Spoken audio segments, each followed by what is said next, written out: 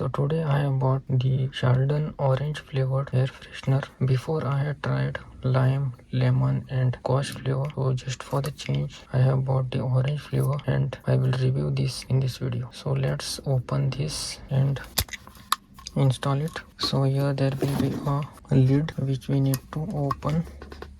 So this is giving the orange flavor.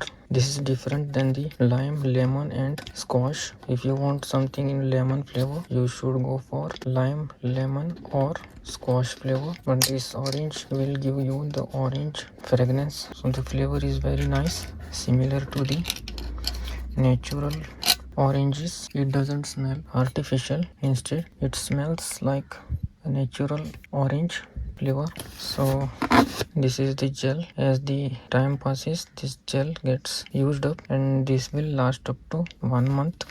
So we'll need to put this cap, and here we can adjust the fragrance. If you want more fragrance, then you could keep this like this. This is having a quite good smell, which is a fragrance. If you are looking for something new, you should go for this orange flavored Shaldan Car Air Freshener.